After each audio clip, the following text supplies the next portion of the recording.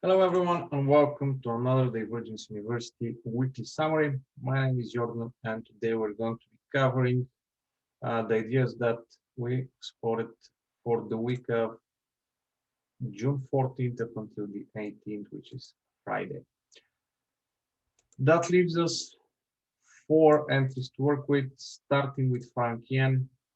Now, I would say that this is probably my personal best.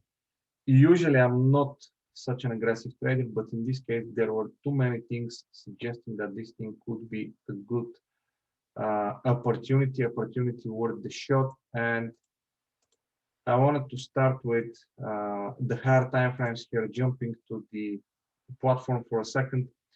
Notice what's happening. First of all, be that my weekly or daily, what we have is a swing low, which if measured, we can see that the 100% is right there.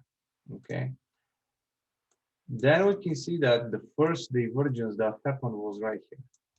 Not the first divergence, sorry, the moving average divergence. This is what I mean, right? The first moving average divergence, because we had more divergences before that. This specific one happened right here, near the 100%, and then one leg divergence, continuing to push bearish pressure with a beautiful false break. What does that mean? That means many people sold right here at the 100 with a stop loss slightly above the zone, which stop is now going to be cleared. And that means the sharks are not now fed. Okay. They're not hungry anymore for the retail's money.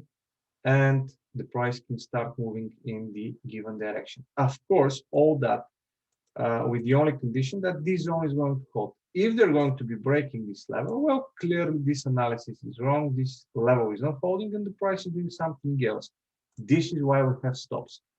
But this is also why we kind of like false breaks. Now, in this specific case, I'll drop down to the 4-hour chart. Look at that. Double top right here, and we never managed to break below. So at this moment, if you're looking for something more conservative, you don't get a trigger. Instead, the price is breaking above. And this is a divergence here, see? This divergence, rather than making some kind of momentum push, it's making new divergence afterwards. All right. So bearish pressure, they're practically cleaning stops during this accumulation time right here and starting to fire up the sell, right? Basically accumulate positions in the opposite direction. So if they were bullish, they start to look for sell opportunities, and basically this is what's happening. So enough reasons, as I said, in my opinion, for this thing to be sold. Yes, you're selling divergence, which is probably the most aggressive way to trade against the ongoing momentum, against the ongoing trend. But if you have the knowledge, especially if you include some structures there, market structures, kind of cycles, LFO, etc., and you combine all these things together, I think you'll be on the right track. Okay. If you have no clue how to do this extra analysis, my personal suggestion would be to stick to hidden divergences. This is not visible, but basically this is what I was drawing. Stick to hidden divergences because hidden divergence is going with the trend, right? Regular divergences are going against the trend. Now, the way to use regular divergences in the trend is very simple. And this is, by the way, what FX Delta is doing. So if this is your delta pattern, you can clearly see that the price is moving up. You're in a bullish trend. So what FX Delta is doing is waiting for a pullback, and then on the lower time frame, okay, the software starts looking for a regular divergence, because then you're looking for the end of this micro bearish trend. Okay, I hope it doesn't sound confusing. It's actually pretty simple and very logical. So it really depends on your skills, but overall, always try to do what you feel confident in and the things you understand. Otherwise, you will be punished and it will not end well. Aussie Kiwi. This is a very good example, by the way, of what we talk. Now you have bullish trend, right? The price is pushing upwards. So if you want to be trading with the trend in the same direction, you need to see pullbacks to attack. And this is where we got a pullback with divergence, looking for continuation up after this ABC structure here.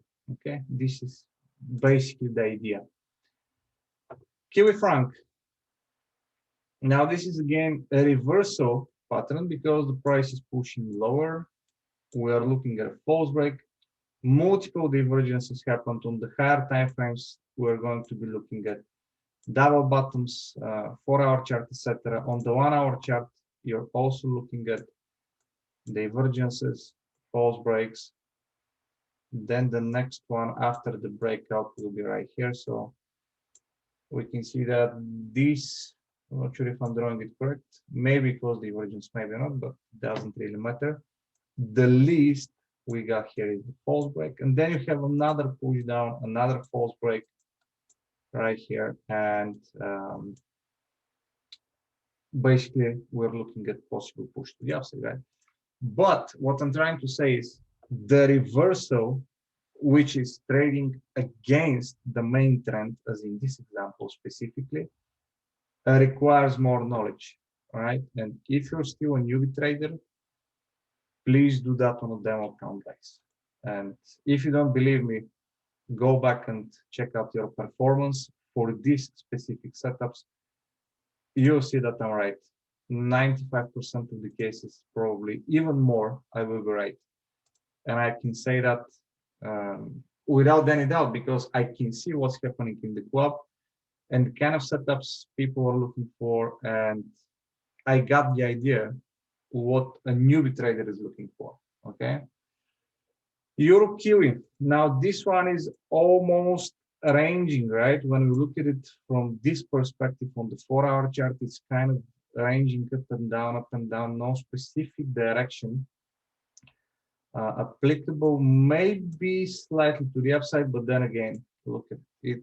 It is a range, it is sideways move, choppy move. When that happens, this is probably one of the best times to use divergences because then you have clear boundaries. And once the price goes to these boundaries, if this is the only analysis you do, of course, right, without any higher time frame analysis, you want to be selling the top, you want to be buying the bottom. Nothing more. It is as simple as that.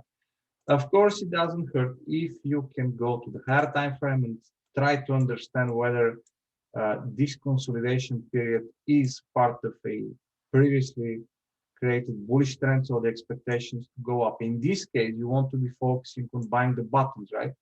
Rather than selling the top, because eventually the chances of breakout are to the upside.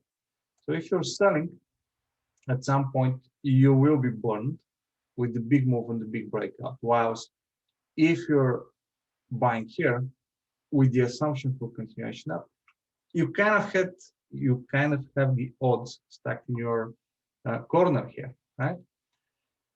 So yeah, this is about Euro Kiwi. What can we say?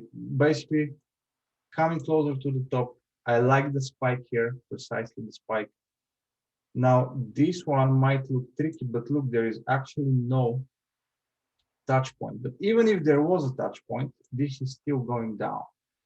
So in my book, this could be classified as false convergence right here, because it's technically a few pips below, and then it does that. And usually after false convergences, you see massive drops. At least on the first wave, you see very aggressive pushes to the downside, like this one, you see? It was a double wave, but very aggressive move down. So usually after false convergences, you want to be taking the money right here, because afterwards it's not very clear. Are we going to create another divergence, or we're going to simply continue lower from that point on? Okay, but most of the times you will get this sharp move in this specific direction. All right, I guess that's everything. Wishing you a lovely week. If you have any questions, you know where to find us. Bye for now.